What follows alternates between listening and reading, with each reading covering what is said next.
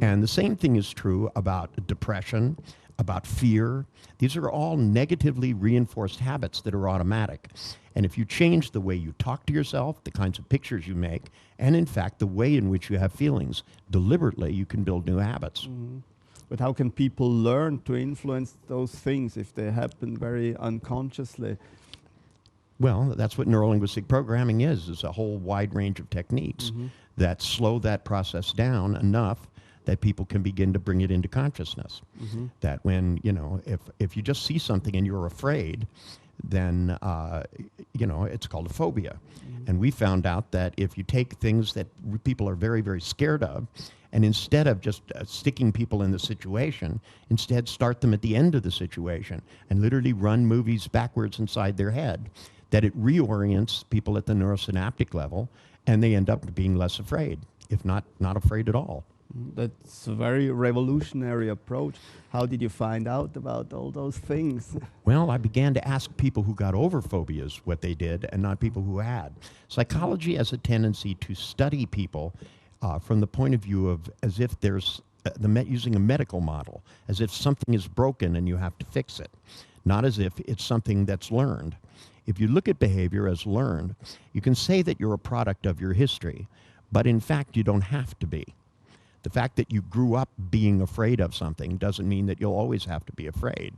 If you change the way you think about it, you can actually, to me, this is the difference between animal learned behavior and human beings. Human beings have imagination which is under their control.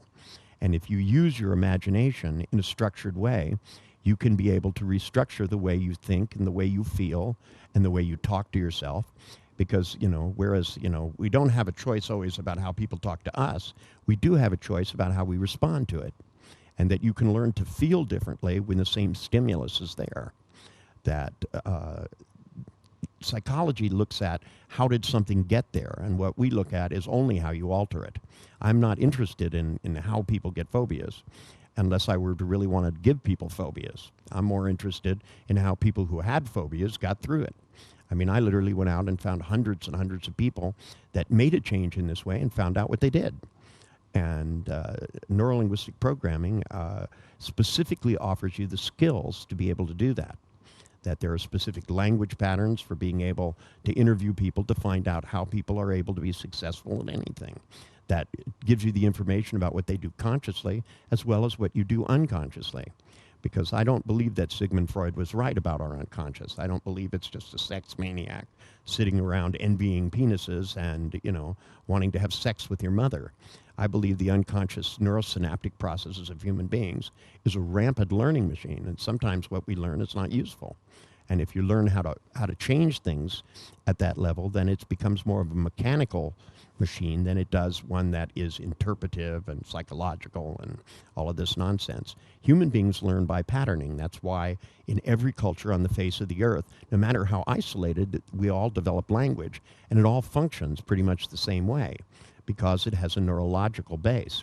And it is, in fact, that neurological base that neurolinguistic programming is based on. How do you use the images and pictures and the feelings to be able to generate worthwhile behaviors as opposed to those that are not beneficial? So this means that basically everybody can learn to be successful if he learns to influence his internal pictures and voices and feelings. Yeah, it makes a big difference. The things that you do inside your head influence what you can do outside your body. That all great athletes have, different mental strategies than do. A baseball player would not be able to hit the ball if he couldn't slow down the outside world. It's not something that we all don't do. We drive in cars really fast, and then we get off the Autobahn and have to drive down, a street, and it seems like we're crawling because our experience is relative, and it's not the street that's changed. It's not the car that's changed. It's our mental perceptions that change.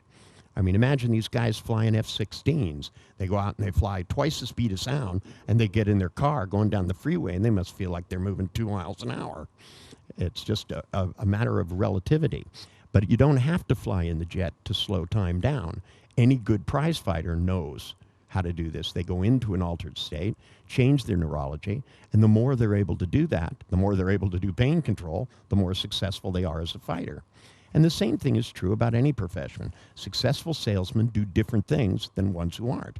People who are motivated and make lots of contacts are not doing the same thing mentally as people who are not. And knowing what they do allows you to be able to know the direction in which to change your altered states inside your mind to try new things. This all sounds so simple and plausible. Guess what? It is. It's very simple. I find that once people start to learn these techniques, that's what everybody says to me. They go, but it's so easy. But then, you don't have to cry, no whining, no catharting. You don't have to expose your personal history. All you have to do is follow some simple instructions. And if you do new things, then you do new things. Pretty simple.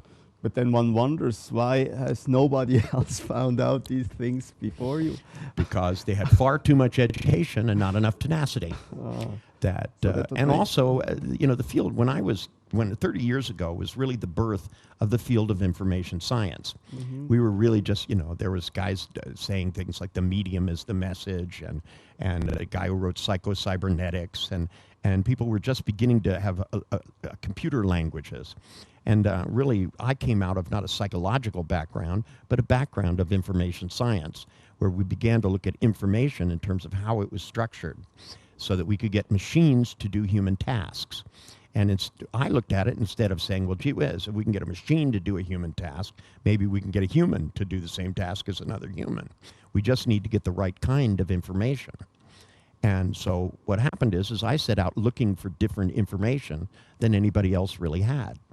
And in the past 30 years, that's all I've really done. I've developed a whole huge body of techniques to do all kinds of different things, because when I sat down with people, I was looking for a different kind of information. Whether I was doing team building with a corporation or working with R&D people so that they could break through, because it's not the world at large that stops people from inventing new things. It's the way they think about it and what they look for in sensory experience. So when you set out to study these information processes of how people process information, did you ever think of developing a whole new field and that it would spread in this way? Well, I didn't know it would spread so much, but I did deliberately start a new field because I knew what I was doing didn't fit in any other field. And also because they kept telling me I wasn't allowed to do things. They said you couldn't study schizophrenics because you weren't a licensed psychologist. And yet licensed psychologists weren't doing anything to help them. So it seemed to me kind of a paradox. So I made up my own field. And then when people would say, you can't do that, so I'd say, oh, of course I can. I'm a neurolinguistic programmer.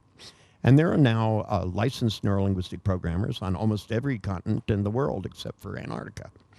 And in almost every country that's in any way civilized, you'll find, in every religious culture, it bridges every kind of social. I mean, there are Muslims and Jews and Christians and atheists all doing NLP. And when they do that, they don't seem to be shooting each other. So at least seems to be good in that way. That, because it's only about what it is you can accomplish. It's not about who's right. Given that we're studying subjectivity, people can't be wrong about the way they feel and about what they see. Because we're not talking about what's in their pictures. We're talking about where they are, how big they are, whether they're black and white, whether they're a movie, the speed at which the images move, where the voice is located in their head, what tone of voice it's using, and what kinds of things it's saying. If they have feelings, we want to know where they start in their body, how do they move. I mean, most people would not be able to maintain fear if they really thought about it for a minute, because fear is maintained because if you have any feeling in the same place over and over again, it habituates. But fear is always something that moves in some kind of circle. And literally, if you turn it around and spin it in the opposite direction, it's no longer fear. It mostly turns into curiosity. And people begin to look at new things. The worst thing about fear is that people don't try new things. And for 30 years, people have always been telling me, oh, you can't do that. And so I try it and find out you can. I mean, I found out, yes, you can wake up catatonics. Yes, you can get schizophrenics to do better. You can get people who are mentally retarded to learn a lot more. They're still mentally retarded because that's a physiological phenomenon. But in terms of learning disabilities